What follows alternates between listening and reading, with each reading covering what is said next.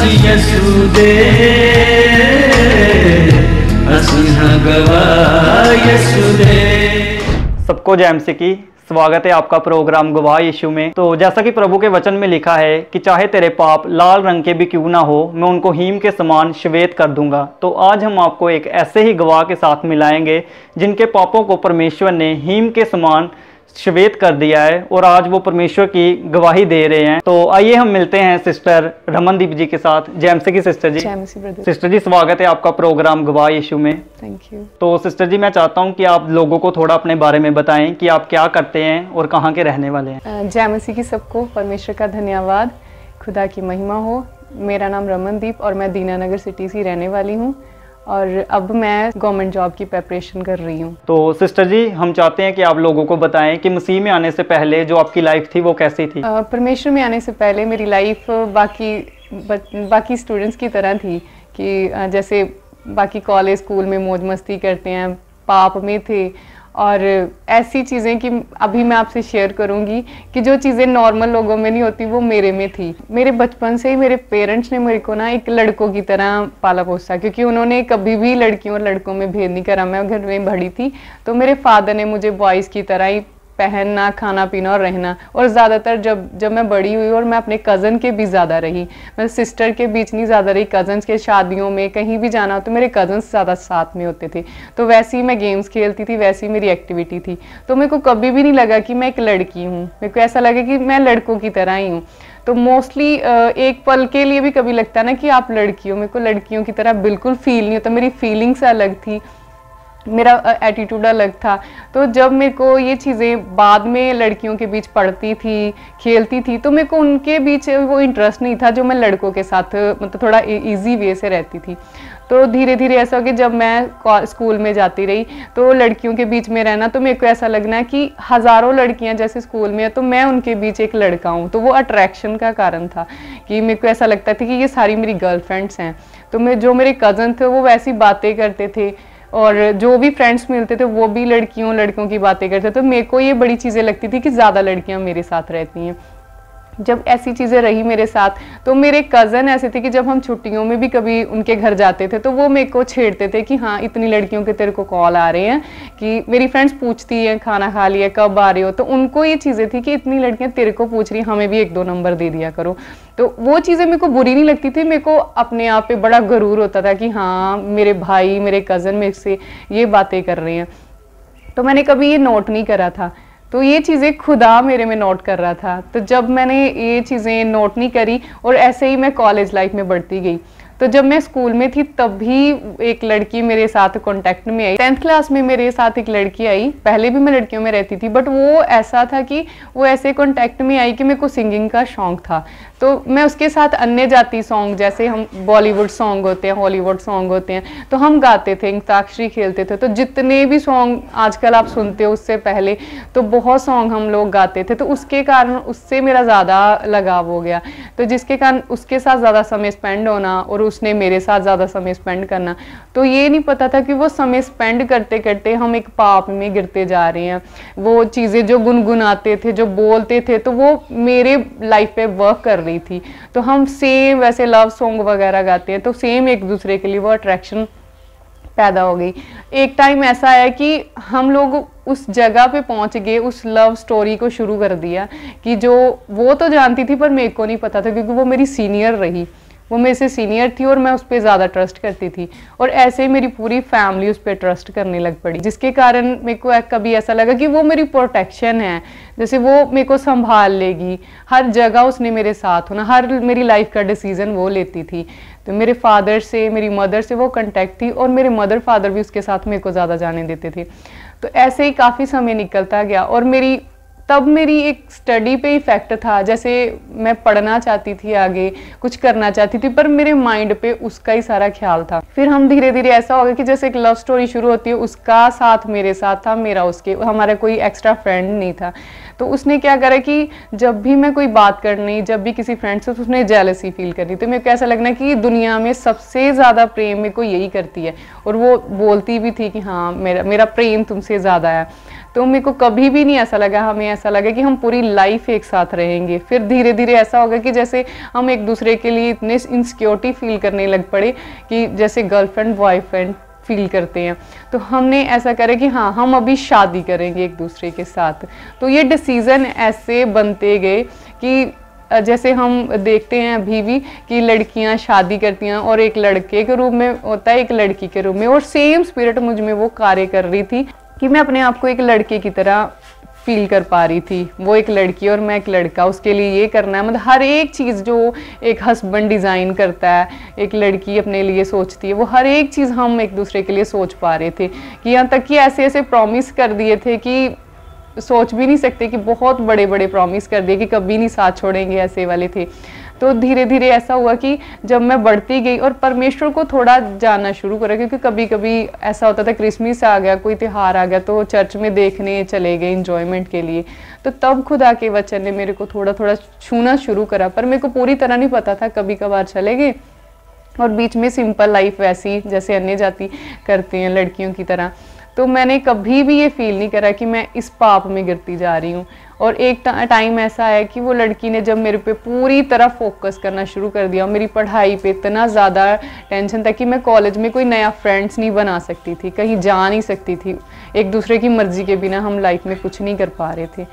तो ऐसे करते करते मैं ज़्यादा टेंशन भी थी और अच्छा भी लगता था कि कोई है आपकी लाइफ में ऐसा देखने वाला, सुनने वाला, पर कभी ये नहीं सोचा था कि वो आगे बढ़ने में मुश्किल हो रही, क्योंकि स्टडी तो बिल्कुल ही ख़राब हो रही थी कि कॉलेज से आना और एक दूसरे से झगड़ा करने लग पड़ना कि टाइम नहीं दे रहे एक दूसरे को। जब हमें ये लगा कि हाँ, हम दोनों एक साथ रह सकते हैं, एक दूसरे को जान चुके हैं और एज ए हस्बैंड वाइफ की तरह लाइफ स्पेंड कर सकते हैं, क्योंकि पेरेंट्स तो यही चाहते हैं ना कि कोई भी उनका बच्चा अकेला ना रहे, तो हमें ये लगा कि हम एक दूसरे के साथ रह सकते हैं, पूरी लाइफ स्पेंड कर सकते हैं, खुश थे हम लोग। तो फिर ऐसा हुआ कि जब हम समाज में देखते हैं कि लड़कियां लड़कियों से शादी नहीं कर सकती, लड़कियां लड़कियों से नहीं, तो ऐसा चल रहा था कि जैसे हम सोशल मीडिया पे देखते हैं, ऐसी चीज़ें देखते देखते हमें ये आया कि क्यों ना एक पर्सन ट्रांसजेंडर करवा ले, क्योंकि लाइफ भी आगे सरवाइव करनी थी। तो इसके लिए ना वो लड़की ने मेरे को मतलब पूरी तरह सपोर्ट करा, तो मैं इस चीज़ के लिए एग्री हो गया और डेली हम इस चीज़ों के लिए सर्च करते थे, डॉक्टर्स ढूंढते थे कि हाँ, कहाँ कैसे करवाएं। तो ये मन में डर नहीं था बल्कि खुशी थी कि हम एक दूसरे के लिए ये कर पाएंगे। तो उसकी फैमिली मेरे को पूरी सपोर्ट कर पा रही थी, तो मेरी फैमिली को तो कुछ पता भी नहीं था। तो उसने क्या करा कि हाँ, हम डेली इस चीज़ों के लिए सोचते सोचते वो चीज़ों में इस तरह खुब गए, इस तरह मतलब कह सकते हैं कि हर एक चीज़, अपनी स्टडी को छोड़ के, अपनी लाइफ को छोड़ के मैंने उन चीज़ों के लिए सर्च करा कि हाँ, अभी मैंने उसके साथ लाइफ स्पेंड करना, टोटली हम एक दूसरे के लिए बने हुए थे, ऐसा लगने लगा।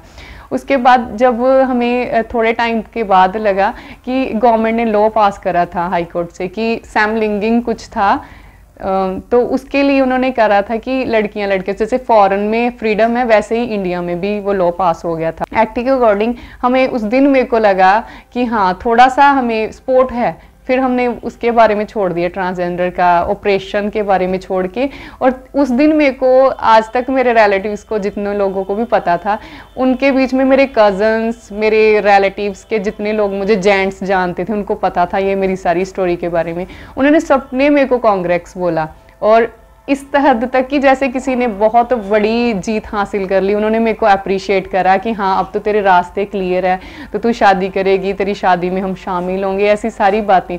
और वो चीज़ मेरे को इतनी सपोर्ट करी थी, जैसे मेरे को कोई बड़ी कहते हैं ना, जैसे मेरे को कोई गवर्नमेंट जॉब मिल गई हो, ऐसा वो फीलिंग थी। तो हम लोग जैसे कहते हैं ना, खुलेआम घूमने फिरते थे, पहले भी किसी को पता नहीं था। इस चीज़ के लिए हम तैयारियां करने लग पड़े कि हाँ, शादियां ऐसे होंगी, हर एक चीज़ को ऐसे कवर कर रहे थे। तो जब भी मेरे कज़न्स या मेरे रिलेटिव, मेरे यहाँ तक कि मेरे जीजू हैं, जो मेरे रियल तो नहीं है रिलेटिव्स में, वो मेरे को ये चीज़ें क्लियरली बोलते थे, तो मेरे को कभी भी इन चीज़ों में फील नहीं होता था कि ये क्या बात कर रहे हैं। जब उन्होंने मेरे को अप्रिशिएट करना और बोलना कि हाँ, हमें भी नंबर दे दो अपनी फ्रेंड्स के, हम भी बात करेंगे, तो मैं ऐसे अपने आप में ना खुश होती थी कि हाँ, कि मेरे पास इतनी सारी लड़कियां, मेरे पास इतनी फ्रेंड्स हैं, इनके पास कम है, तभी मेरे से ये नंबर लेते हैं। तो किसी ने भी कभी भी नहीं मेरे को ये समझाया कि ये गलत रास्ता है, या किसी ने भी मेरे को नहीं बोला कि हाँ, तू गलत चल रही है, यही सही जगह नहीं है। कुछ भी ऐसी कोई चीज़ क्लियर नहीं थी मेरी लाइफ में।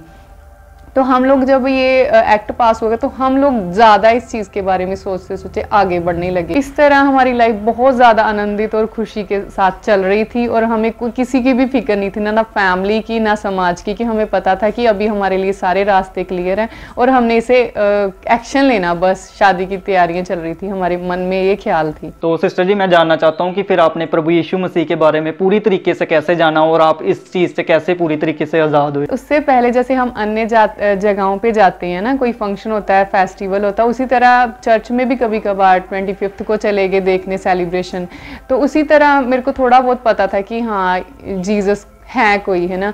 तो उससे पहले मेरे को इतना ज़्यादा नहीं पता था। फिर उसके बाद जब एक बार क्रूसेड था अंकल नूरुल्लाह मिनिस्ट्री का गुरदासपुर में, तब हम लोग ऐसे ही देखने गए थे, मेरी फैमिली भी मेरे को साथ, क्योंकि मैं थोड़ा सा टेंशन में थी, बीमार थी, तो मेरे को वैसे लेके गई और मेरी वो फ्रेंड भी साथ में थी, क्योंकि हम एक दूसरे के साथ ही इकट्ठा ही जाते थे जहाँ भी कहीं जाना होता था।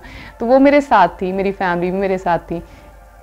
तो वहाँ जाके हमने जब वर्शिप अटेंड करी और प्रेयर शुरू हुई, तो उसके बीच हम नहीं जानते कि वो क्या था परमेश्वर का अनुग्रह कि थोड़े टाइम के बाद पहले मैं गिर गई और उसके बाद वो लड़की गिर गई। पर उसके बाद जो मेरे साथ हुआ, मैं अद्भुत था, क्योंकि तब परमेश्वर ने मेरे को छुआ और मेरी लाइफ में कुछ ऐसा हुआ कि उसके बाद मैं सेम नहीं रही। जब हम वापस आए और मेरी बॉडी में थोड़ा सा चेंजेस था कि वो वीकनेस थी, और जब हम वापस आके देखा 2-3 दिन तो मैं बीमार रही, और परमेश्वर ने जो मेरे को टच करा था वो मेरे हृदय तक छेद कर चुका था, क्योंकि वचन के द्वारा मेरी लाइफ चेंज हुई थी, उस सामर्थ्य के द्वारा मेरी लाइफ चेंज हुई थी। जब मैंने नोट करा तो धीरे धीरे वो चीज़ें जिसमें मैं डेली लाइफ में खुश रहती थी, वो मेरे अंदर से ऐसे हो रहा था कि मैं कुछ गलत हूँ या मैं कुछ सही नहीं कर रही हूँ, क्योंकि जो भी चीज़ें थी वो समाज से छुप कर थी, मेरे पेरेंट्स से छुप कर थी, क्योंकि किसी को भी क्लियर कुछ भी नहीं पता था मेरी लाइफ के बारे में। तो जैसे परमेश्वर ने मेरे को छुआ था और जैसे परमेश्वर ने मेरे को ऐसा अंदर से टच करा था कि मैं गलत हूँ, जब भी वो लड़की मेरे पास रहती थी या साथ रहती थी, तो मेरे को ऐसे फील होता था कि मैं किसी गलत रास्ते पे चल रही हूँ।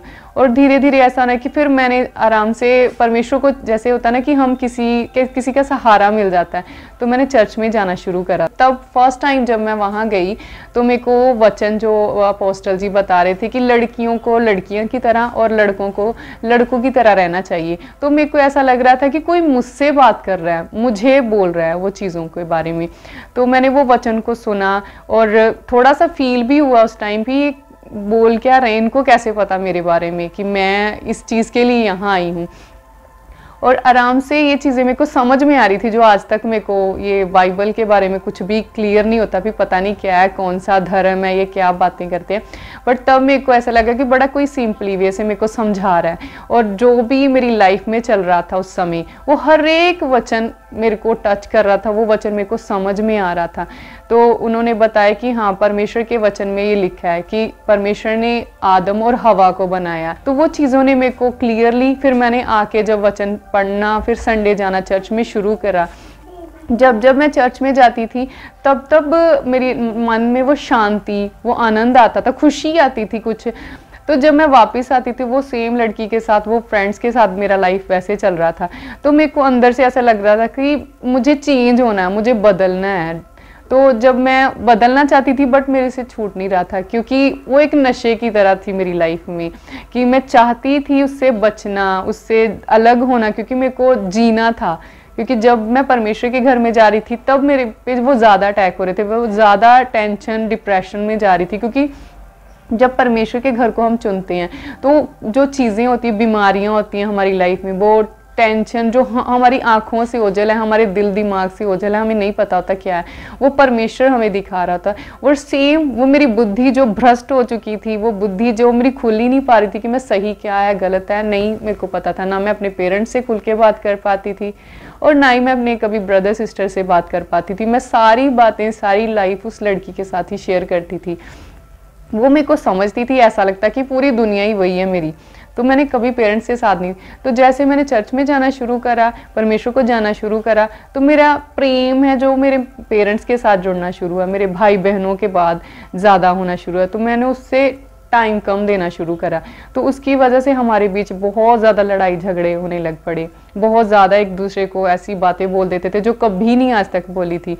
तो उसकी वजह से मेरे मन में ना दुख होने लगा, तकलीफ होती थी कि ऐसी बातें वो बोल देती है, ऐसा मैं सोचती भी नहीं। मैंने अपने भाई बहनों के बीच में रहना अच्छा लगना लगा।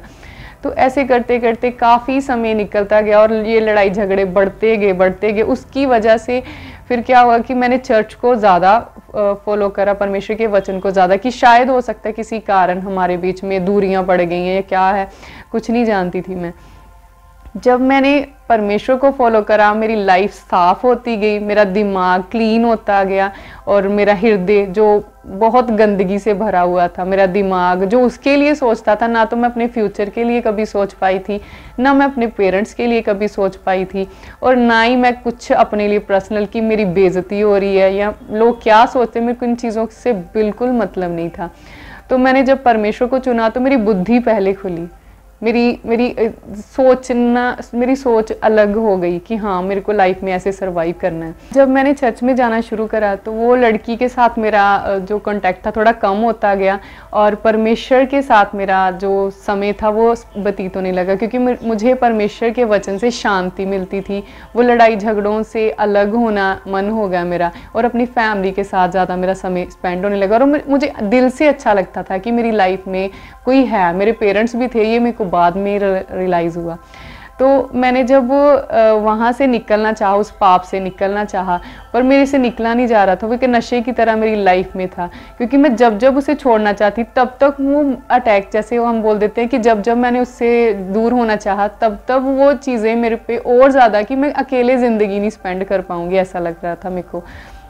जब भी वो लड़की नाराज़ होती थी तो मेरी लाइफ ही जैसे ख़त्म होगी, मेरा खाना पीना, मेरा उठना बैठना बिल्कुल ही टोटली स्टॉप हो जाता था कि जब तक उसकी कॉल नहीं आनी, जब वो मुझसे नहीं मिलने आती थी तब तक मेरी लाइफ बिल्कुल ही ख़त्म थी कि सांस भी लेना, जैसे हम बोल सकते हैं, सांस लेना भी मेरे लिए मुश्किल हो गया था।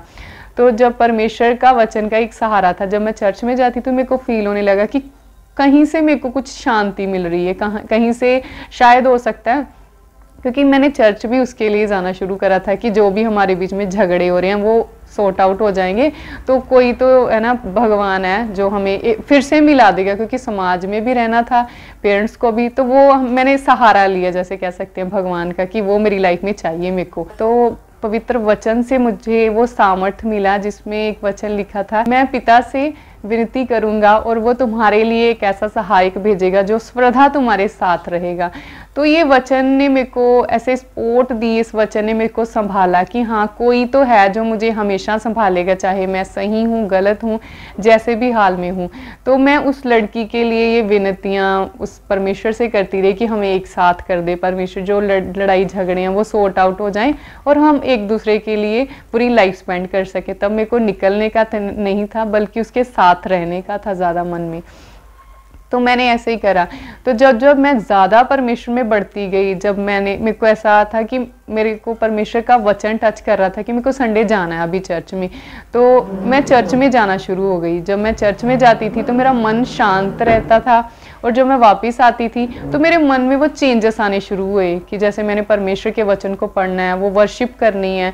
तो करती तो मैं उस लड़की के लिए थी सब कुछ, कि उसके लिए सब कुछ सॉर्ट आउट हो जाए, पर धीरे धीरे ऐसा हो गया कि परमेश्वर के वचन ने मेरे को नीट एंड क्लीन करना शुरू कर दिया, कि मेरी बुद्धि में वो चेंज आना शुरू है कि वो लड़की मेरे लिए सही नहीं है, वो रास्ते, वो जो रिलेशन है, क्योंकि यहाँ तक कि धीरे धीरे हम फिजिकल रिलेशन में जा रहे थे जो हमारी सोच से परे था। क्या कर रहे थे बिल्कुल नहीं जानते, जैसे हम बॉलीवुड की पिक्चर्स में देखते थे, जैसे सुनते थे, वैसा ही हम फील करते थे। जैसे मैं गाती थी, कह सकते कि आज मैं उस चीज़ों को समझ पाई कि जो अन्य सॉन्ग गाते हैं, हम अन्य जातियों के सॉन्ग गाते हैं, बॉलीवुड सॉन्ग गाते हैं, जो वर्ड्स हम बोलते हैं, गुनगुनाते हैं, वो सेम वर्ड्स हमारी ज़िंदगी में, हमारे दिलो दिमाग में वो काम करते हैं, जो आज तक मेरे को नहीं पता था। पर परमेश्वर के वचन के द्वारा मेरे को पता चला कि जो हम उस सॉन्ग को गाते हैं, जीने मरने की कस्में खाते हैं, वो हमारी बॉडी को, हमारे दिमाग को इफ़ेक्ट करते हैं। इन्हीं सॉन्ग्स के कारण मेरे दिमाग में वो सारी चीज़ें चल रही थी। तो जब मैंने परमेश्वर को सुना तो मेरे को धीरे धीरे पता चला कि इसे मैंने कंट्रोल कैसे करना है। तो वचन ने मेरे को साफ करा और परमेश्वर ने मुझे सहारा दिया, और तब मैं उस लड़की से पूरी तरह अलग होने का फैसला था मेरा, क्योंकि जो मैं आज तक नहीं कर पा रही थी वो मेरे अंदर से लग रहा था कि मेरे को अलग होना है। तो परमेश्वर ने मुझे वो सामर्थ्य दिया कि जो चीज़ मैं उसके बिना क्या सोच भी, मैं एक पेंसिल भी लेने जाती थी, एक नोटबुक भी कॉलेज के लिए लेने जाती थी, तो मैं उसको साथ लेके जाती थी कि वो मेरे को एक पल के लिए भी अकेला नहीं छोड़ देती थी। जैसा कि पवित्र वचन में लिखा है कि जो मुझे सामर्थ्य देता है उसमें मैं सब कुछ कर सकता हूँ, सेम उस वचन ने मुझे छुआ और उस वचन ने मुझे ऐसा सामर्थ्य दिया कि मैं उस पाप को छोड़ के अपने कैरियर के लिए और अपनी स्टडी को कंटिन्यू कर पाई। और मैं अपनी स्टडी के लिए पटियाला चले गई, पटियाला यूनिवर्सिटी में मैंने एडमिशन लिया और परमेश्वर के फजल से मैंने अपनी स्टडी को कंटिन्यू करा। और वहाँ जाके जो मेरे को वो खालीपन था वो मेरे को तब भी खराब कर रहा था, क्योंकि उस लड़की को छोड़ने के बाद मेरे को थोड़ा दिक्कत आ रही थी कि मैं पूरी तरह अकेली हो गई थी, पूरी तरह टूट चुकी थी, ना तो मैं स्टडी पे फोकस कर पा रही थी ना अपने कैरियर पे, और मैं ये बातें किसी के साथ भी शेयर नहीं कर पाती थी। तब मैंने चर्च को सहारा माना कि हाँ मैं संडे बाकी लड़कियों की तरह इधर उधर ना घूमूं, तो फिर मैंने चर्च में जाना शुरू करा। तो संडे में चर्च में जाती थी तो परमेश्वर के वचन ने मुझे सेव करा, परमेश्वर के वचन ने तब मुझे संभाले रखा। तो मैंने स्टडी कंप्लीट करनी शुरू करी। तो तब वहाँ जैसे माहौल होता है यूनिवर्सिटीज़ में कि सारी लड़कियाँ लड़कों के बॉयफ्रेंड गर्लफ्रेंड होते हैं, तब मेरे को ऐसा लगा कि मैं पूरी तरह अकेली हूँ। और वो अटैक मेरे पे दोबारा होने शुरू हो गए, क्योंकि वहाँ जो लड़कियाँ उनके बॉयफ्रेंड थे और मेरा कोई तो है ही नहीं था उस लड़की के बाद, और एक परमेश्वर ही था जो मुझे सहारा दे रहा था। तो जब वो लड़कियां पूछती थी कि तेरा कोई बॉयफ्रेंड, तो मैं बोलती थी कि नहीं, तो मेरे पे हंसते थे सारे लोग। तो जितने लोग मेरे पे हंसते थे तो मेरे को ऐसा लगता था कि नहीं, अभी मेरे को मतलब जो लड़की वाला सीन है वो तो ख़त्म हो गया, अभी मैं चेंज हो गई हूँ, तो मेरे को भी कोई बॉयफ्रेंड चाहिए। तो जब मैं ये सोचती थी, पर परमेश्वर का आत्मा जो था वो मुझे जाने नहीं देता था, क्योंकि परमेश्वर ने ऐसे मेरे को संभाला कि उसने मेरे को आगे गलत रास्तों पे जाने नहीं दिया। और जो मेरे साथ फ्रेंड्स थी वो बोलती थी कि हाँ तेरी फ्रेंडशिप करवा देते हैं, तो ऐसे बोलते बोलते मेरे मन में वो ख्याल आने शुरू हो गए, वो बैड स्पिरिट मेरे को अटैक करने लगी, वो प्रोमिसेस कि हाँ जैसे मैंने उसके लड़की के साथ करे थे कि मैंने तेरे से ही साथ निभाना है, तो वो चीज़ें मेरे को ऐसे अटैक कर रही थी कि मैं निकलना चाहती थी पर निकल नहीं पा रही थी, और वो चीज़ें मेरे को ख़राब कर रही थी। तब मैंने थोड़ा सा ऐसे गलत रास्ते, गलत संगतियाँ चूज़ करी कि जो मेरे को स्टडी पे फिर से अटैक हो रहे थे। और जब मेरी संगति उन लड़कियों गलत सोसाइटी में थी तो मेरे मन में भी वो ख्याल आने लग पड़े कि हाँ अभी मेरे को भी कोई सहारा चाहिए, कोई बॉयफ्रेंड चाहिए। तो मैं इस वजह से कुछ भी खास मेरी लाइफ में हो नहीं रहा था, टूट गए थे, और परमेश्वर के बिना तो कोई भी सहारा नहीं था मेरा। तब मेरे को ऐसे सुसाइडल थॉट्स आने शुरू हो गए कि मैं अभी सुसाइड कर लूँ, क्योंकि मेरे को समझ में नहीं आ रहा था कि मैं आगे कैसे लाइफ स्पेंड करूँ। तो तब मैंने कभी स्टेशन पे चले जाना, ट्रेन के पास बैठ जाना और देखना कि कब ट्रेन आएगी। मेरे मन में ये पूरी तैयारी चलती थी कि अभी आने वाली है ट्रेन, में ऐसे कूद जाऊंगी, ऐसा हो जाएगा वैसे हो जाएगा। पर जब जो वो समय आता था मैं नहीं जानती कि वो क्या हो जाता था। कोई ना कोई पर्सन जो मेरे नाउन में वो मेरे पास आके खड़ा हो जाता था, तो मैं उनके सामने वो कर भी नहीं पाती थी। कोई ना कोई मुझे जानता था उस स्टेशन पे। फिर मैंने एक दो बार जैसे ड्राइव करते स्कूटी पे मैंने ये सोच लेना कि अभी मैंने वो ट्रक का आ रहा है, बस आ ठोक देनी है इसमें।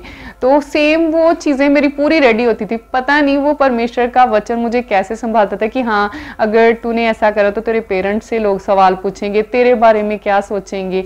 तो ये चीज़ों से मतलब मैंने पूरी तैयारी के बाद भी वापस आ जाना घर पर। और अगले दिन तो मैं ऐसा करती थी कि वाइट सूट भी पहन के जाती थी कि क्या पता मेरी डेथ के बाद मेरे को वो बोलते हैं कि हमें कफन भी मिले या ना मिले, क्योंकि जब हम एक्सीडेंट होते हैं। तो मैं 2-3 बार तो पूरी ड्रेस के साथ भी गई, वाइट ड्रेस ही पहन ली कि हाँ जो भी होगा देखा जाएगा। तो ऐसी चीज़ों के बाद परमेश्वर ने मेरे को संभाला। और लास्ट टाइम जब मेरे को ये दोनों चीज़ों में सक्सेस हासिल नहीं, और फिर मैंने नींद की गोलियाँ खानी शुरू कर दी, ओवरडोज लेनी शुरू कर दी, क्योंकि मेरे को नींद नहीं आती थी, पूरी पूरी रात नींद नहीं आती थी। लोग फ़ोन दे के टाइम पास कर लेते, तो मैं हंसने के लिए भी कॉमेडी शोज़ देख रही थी।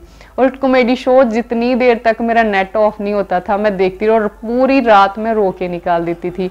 और मेरा पूरा पिल्लो भीगा हुआ होता था, जो सुबह मेरे को शर्म भी आती थी कि मैं रो क्यों रही हूँ, पर मेरे को ये नहीं पता था मैं रोती क्यों इतना ज़्यादा अंदर से मैं टूट चुकी थी कि कोई भी दुनिया नहीं, मेरे पेरेंट्स मेरे साथ थे, मेरी बहन भाई मेरे साथ में, पर फिर भी मैं अकेला फील करती थी हमेशा।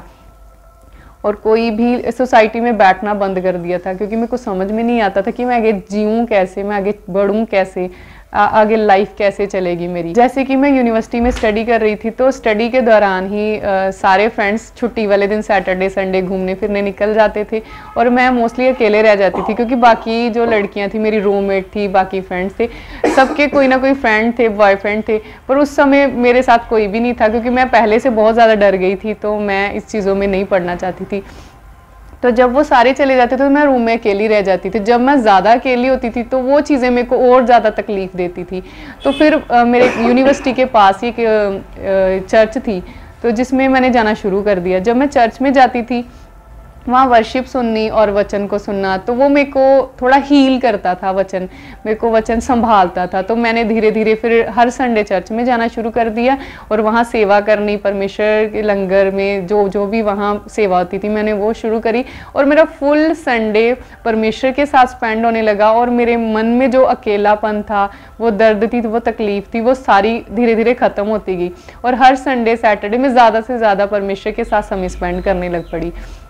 जब मैं परमेश्वर के साथ समय स्पेंड करती तब मेरे को बिल्कुल भी फील नहीं होता था कि मैं अकेली हूँ या उनके बॉयफ्रेंड है, मेरे साथ कोई नहीं, क्योंकि वो हमेशा परमेश्वर का आत्मा मेरे साथ रहने लग पड़ा। और वहाँ जितने लोगों से मैं मिली हूँ, परमेश्वर के दास दासियों से, मेरे को वो मेरी लाइफ चेंजिंग सिस्टम था। तो तब मैंने जब वचन सुना और वचन ने मेरे को हील करना शुरू करा, और ऐसे ही मैं परमेश्वर में बढ़ती गई और मेरी यूनिवर्सिटी की स्टडी भी कंप्लीट हुई। और मेरी जो मैं आगे सोचना चाहती थी अपनी फैमिली के लिए, वो मैं कर पाई, अपनी फैमिली को सपोर्ट कर पाई। और मैं फैमिली के सामने खड़ी होने के योग्य हुई, क्योंकि पहले मैं आँखों से आँखें नहीं मिला पाती थी, क्योंकि मैं गलत थी। फिर मैं अपने भाई बहनों के साथ ज़्यादा स्पेंड टाइम करने लग पड़ी, अपने पेरेंट्स के साथ समय ज़्यादा स्पेंड करने लग पड़ी। और जब मैंने स्टडी कंप्लीट करी और मैंने वापस जब अपने घर पे आई, और मेरी लाइफ पूरी तरह चेंज थी, क्योंकि मैं वैसे जैसे मैं गई थी वैसे नहीं थी, मैं बिल्कुल चेंज थी। मेरे को लगा कि अब मैं एक लड़की हूँ। जैसे कि पवित्र वचन में लिखा है कि उठ प्रकाशमान हो, तेरा प्रकाश आ गया है, यहोवा का तेज तुझ पर उदय हुआ है। सेम उसी रीति से परमेश्वर का प्रकाश जो मुझ पर उदय हुआ, मेरी लाइफ टोटली चेंज हो गई। मेरा स्टडी फोकस बना, परमेश्वर के वचन से मैं बनी रही, और परमेश्वर के कामों को करते करते मैं अपनी लाइफ में आगे बढ़ रही हूँ। अब मैं परमेश्वर में पूरी तरह आज़ाद हूँ, परमेश्वर के कामों को कर रही हूँ, अपनी फैमिली के साथ हंसी खुशी हूँ, और अपनी जो आने वाला फ्यूचर उसके लिए मैं क्लियरली देख पा रही हूँ, सोच पा रही हूँ। परमेश्वर के वचन के द्वारा मैं पूरी तरह आज़ाद हूँ। अब मैं टोटली फ्री हूँ, और मैं किसी भी गलत संगति में नहीं हूँ, किसी गलत रिलेशन में नहीं हूँ। और मैं आज अकेले भी परमेश्वर के साथ बहुत खुश हूँ, इतना आनंदित हूँ कि जो मैंने पहले कभी नहीं सोचा था कि शायद पूरी दुनिया साथ चलेगी, कोई साथ देगा तभी हम खुश रह सकते हैं। पर परमेश्वर के वचन के द्वारा मैं आज अकेले दिन रात हर पल परमेश्वर के साथ आनंदित हूँ। इन चीज़ों के लिए परमेश्वर का धन्यवाद करती हूँ। तो सिस्टर जी, जैसा कि परमेश्वर के वचन में लिखा है कि जब तुम सच को जान लोगे और सच तुम्हें आज़ाद करेगा, तो पंजाब में जैसे हम देख रहे हैं कि जो क्रिश्चियनिटी है वो काफ़ी तेज़ी से बढ़ रही है। पूरे दुनिया में क्रिश्चियनिटी जो है वो बहुत तेज़ी से बढ़ रही है, लोग सच्चाई को जान रहे हैं। तो इसमें क्या है कि कुछ लोग ये बोलते हैं कि ये जो क्रिश्चियन लोग हैं ये लोगों को पैसे देकर उनका धर्म परिवर्तन करते हैं। तो आप भी, जैसे आपने अपनी गवाही में बताया कि आप एक अन्य जाति फैमिली से हो, तो मैं ये जानना चाहता हूँ कि आपको कितने पैसे मिले हैं, या आपने कभी किसी को देखा हो कि पैसे देकर उसका धर्म परिवर्तन किया गया? बोला तो मेरे को भी सबने था, क्योंकि जब मेरे को परमेश्वर ने चेंज करा और परमेश्वर के वचन को मैंने शेयर करा सबके साथ मेरी लाइफ के बारे में, तो मेरे फ्रेंड सर्कल जो मेरे साथ स्टडी करते सब ने बोला कि तेरे को कितने पैसे मिले हैं कि तूने धर्म परिवर्तन करा। तो ये चीज़ों को मेरे को भी फेस करना पड़ा था। तो मैंने ये बोला कि हाँ, मेरे को इतना पैसा मिला कि जो ख़त्म नहीं हो रहा, क्योंकि मेरी ज़िंदगी को चेंज करा खुदा ने, जिससे मुझे कोई भी आज़ाद नहीं कर पा रहा था। ना कोई डॉक्टर, ना मेरी फैमिली, ना कोई फ्रेंड, ना कोई साइकोलॉजिस्ट, कोई भी मुझे उस चीज़ों से निकाल नहीं पा रहा था। पर प्रभु यीशु मसीह ने मुझे उन चीज़ों से छुटकारा दिया, मेरी ज़िंदगी को बदला और मेरे को इतना खुशहाल करा कि जो आज तक मेरी लाइफ में आनंद है वो प्रभु यीशु की कृपा से है। तो सिस्टर जी, जो लोग अभी भी अंधकार में हैं, स्पेशली जो यूथ व्यभिचार के बंधनों में फंसा हुआ है, आप उनको क्या मैसेज देना चाहोगे? जो भी अभी यूथ हैं, क्योंकि मैं उस चीज़ से निकली हूँ तो मेरे को पता है कि वो कैसे दर्द में, कैसी तकलीफ़ों में होते हैं, जो किसी के साथ शेयर भी नहीं कर सकते हम, ना अपने पेरेंट्स के साथ, ना अपने भाई बहनों के, यहाँ तक कि अपने क्लोज फ्रेंड के साथ भी ऐसी चीज़ें नहीं कई बार हम शेयर कर पाते। तो वो सारी प्रॉब्लम्स हम प्रभु यीशु मसीह के साथ शेयर कर सकते हैं। ना तो वो भेदभाव करता है और ना ही वो पापी से नफरत करता है, क्योंकि खुदा ने मुझ जैसे पापी पे इतना अनुग्रह करा कि मुझे चेंज चेंज करा और मुझे आनंद से भरा। तो मैं इसलिए सब यूथ को यही कहना चाहूँगी कि जो किसी के साथ शेयर नहीं कर सकता वो प्रभु यीशु के साथ शेयर करे, उसे अपना हमसफ़र, उसे अपना दोस्त, उसे ही अपना सब कुछ मान ले, तो उसकी लाइफ चेंज हो सकती है। पवित्र वचन में भी लिखा है कि हे जवान, अपनी जवानी के दिन अपने सृजनहार को स्मरण रख। तो ये वचन कहता है कि हाँ, सचमुच परमेश्वर ने हमें जवानी में ही परमेश्वर ने बचा लिया। क्या पता क्या हो जाता है लाइफ में, पर परमेश्वर ने हमें बनाया और हमें उसने संभाला। इसके लिए पर सबको ये कहूँगी कि परमेश्वर के वचन पे चलें, परमेश्वर के वचन को सुने और परमेश्वर से अपनी बातें शेयर करें। वो सुनता है, जानता है, उत्तर भी देता है, क्योंकि उसने मेरी प्रार्थनाओं का, मेरे आंसुओं का उत्तर दिया। और आज जो मैं आपके सामने हूँ, ये प्रभु यीशु की कृपा के साथ ही है कि उसने मेरे को बदला और आज मेरी वो जिंदगी दी है परमेश्वर ने, जो मैंने कभी सोची भी नहीं थी। मैंने कभी नहीं सोचा था कि मैं परमेश्वर में आऊँगी और मेरी लाइफ ऐसे होगी और मैं अपनी लाइफ का फ्यूचर सोच पाऊँगी, कभी नहीं सोचा था मैंने। तो आज परमेश्वर की दया से मैं सोच पा रही हूँ, चल पा रही हूँ और आनंदित हूँ। और मैं आप सबसे यही कहना चाहूँगी कि परमेश्वर के पास आएँ, उसे अपना दुख शेयर करें, वो आपको आज़ाद करेगा और ऐसा बना देगा कि जैसा आपने कभी नहीं सोचा, आपकी फैमिली ने कभी नहीं सोचा। तो परमेश्वर ही ये सब कुछ कर सकता है। तो सिस्टर जी, हम आपका बहुत बहुत धन्यवाद करते हैं। पूरी गवाह यीशु की टीम आपका धन्यवाद करती है कि आपने अपना कीमती समय निकाला और अपनी गवाही को हमारे साथ शेयर किया। तो सिस्टर जी, हम आपका धन्यवाद करते हैं। जय मसीह। जय मसीह। अभी आपने सिस्टर रमनदीप जी की गवाही को सुना है। तो जैसे परमेश्वर ने इनको आज़ाद किया है, मेरा विश्वास है कि जो भी यंग यूथ इस गवाही को सुनेगा, परमेश्वर उनको भी आज़ाद करेगा। सबको जय मसीह की। अगर आप परमेश्वर के कामों को आगे बढ़ाने के लिए इस सेवकाई में अपना योगदान देना चाहते हैं, तो आप इस QR कोड को स्कैन करके गूगल पे के द्वारा अपने दान भेज सकते हैं। अगर आप विदेश से अपने दान भेजकर परमेश्वर के कामों को बढ़ाना चाहते हैं, तो आप इस बैंक डिटेल्स का इस्तेमाल करके अपने दान भेज सकते हैं। परमेश्वर आपको आशीष दे। तो मेरे प्रिय भाई बहनों, अभी आपने एक बहुत बड़ी अद्भुत गवाही को सुना। तो मेरा विश्वास है परमेश्वर इस गवाही के द्वारा आपके जीवनों में 100 गुना फलों को लेकर आएगा। आप इस टेस्टिमनी को अपने दोस्तों के साथ, फैमिली मेंबर्स के साथ शेयर ज़रूर करें, ताकि वो भी जान सके कि परमेश्वर कैसे लोगों के जीवन में काम कर रहा है। मेरा विश्वास है परमेश्वर इस गवाही को सुनने के बाद आपके जीवनों को सेम नहीं रहने देगा। आप हमारे चैनल गवाह यीशु को सब्सक्राइब कर लें, ताकि आने वाले दिनों में आप परमेश्वर की और गवाहों के साथ मिल सके। अगर आप भी अपनी टेस्टिमनी हमारे साथ शेयर करना चाहते हैं, तो नीचे आपको एक ईमेल आईडी दिखाई दे रही होगी। आप उस ईमेल पर अपनी डिटेल शेयर कर दें, हम आपके साथ कांटेक्ट ज़रूर करेंगे। मेरा विश्वास है परमेश्वर आपके जीवनों को सेम नहीं रहने देगा। God bless you all. सभी को जय मसीह।